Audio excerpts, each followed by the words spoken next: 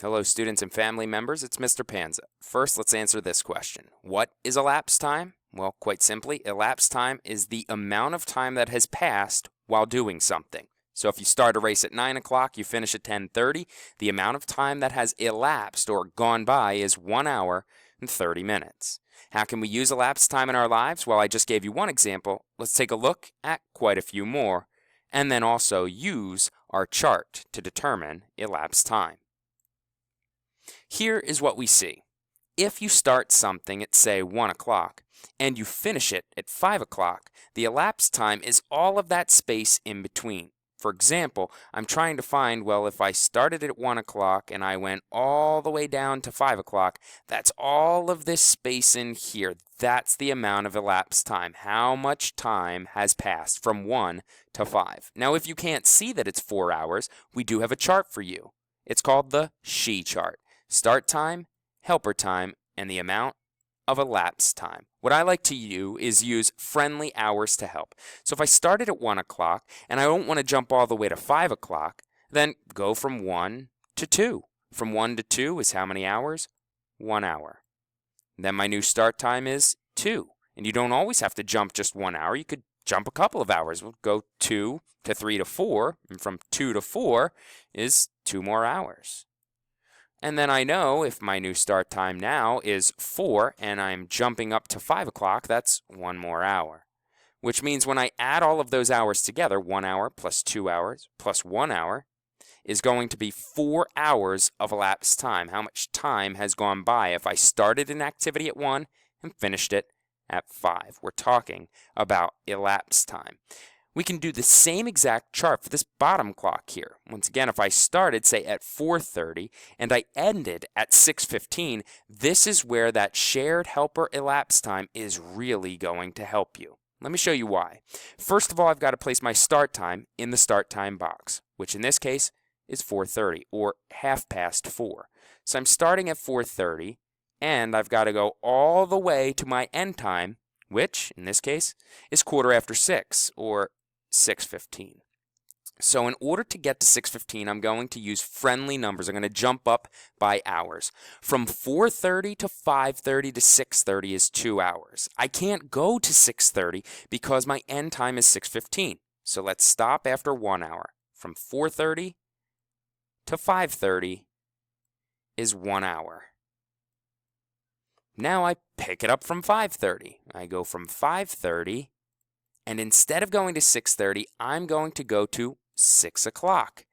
And now I'm not just dealing with hours anymore, I have minutes. And in this case, from 5:30 to 6 o'clock, you're dealing with 30 minutes. I'm not quite done yet, because remember, I have to get all the way to 6:15, which means my new start time is 6 o'clock, and my helper time becomes my finish time, 6:15. And you've just got to think to yourself, well, how many minutes from 6 to 6:15? That's 15 more minutes. Now, obviously, this chart is a bit sloppy. And keep in mind, I'm writing this with a mouse. But still, very quickly, I can see, well, if I add all of my hours together, I have 1 hour of elapsed time. And then I need to add all of my minutes together. 30 plus 15 is 45 minutes of elapsed time. So my grand total, if I started something at 4:30, 4:30, and ended at 6:15, is 1 hour, 45 minutes. And that's how you use these clocks and your SHE chart to help.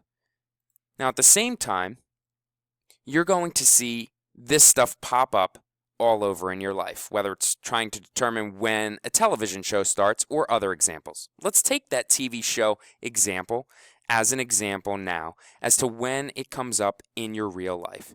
Let's say you have these 3 networks, Nickelodeon, Disney, and Cartoon Network, that all have shows on at different times that you'd like to see.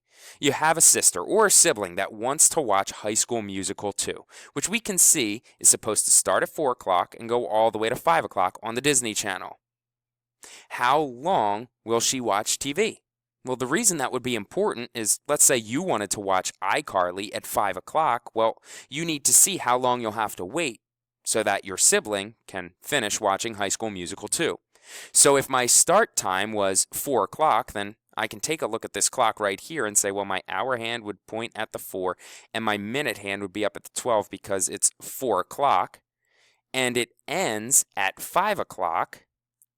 I'd have my hour hand pointing at the 5 and my minute hand up at the 12. From 4 o'clock to 5 o'clock, you're talking about 1 hour of elapsed time. That's how long she'll be watching television, which means if you catch her at 4, you can say that, hey, in an hour I'll come back and maybe I'll be able to watch iCarly. At the same time, you also know that if she wants to watch High School Musical and Wizards of Waverly Place, that's going to be a little bit different. So let's take a look at an example that adds the Wizards in there. Let's say after school, you have brothers now, and they decide to watch Wizards of Waverly Place. And my gym partner is a monkey this afternoon. How long will they be watching TV? So they're not just watching Wizards of Waverly Place starting at 5 o'clock, ending at 5:30. They're also combining that with their Cartoon Network show, which starts at 5:30 and ends at about 6 o'clock, which means from 5 to 6 is another hour. So can you see these real-life examples where elapsed time is going to factor in? Let's go back to that previous example that I skipped. You can see here the Fairly Odd Parents and iCarly are in the mix, as well as Drake and Josh. How long did you watch TV for after school if you watch all three, Fairly Odd Parents, iCarly, and Drake and Josh? With Fairly Odd Parents, you can see, started at 4:30 and went to 5 o'clock. That's a half hour. Then iCarly was 5 to 5:30, and finally Drake and Josh, 5:30 to 6 o'clock. So technically, you started at 4:30 and you ended at 6 o'clock. My helper time is 6 o'clock.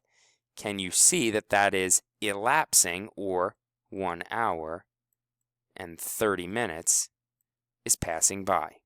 These are some examples as to where you will see elapsed time in your real life and trying to determine how much time you'll have to do something. Thanks. Hope this video helps see elapsed time in real life.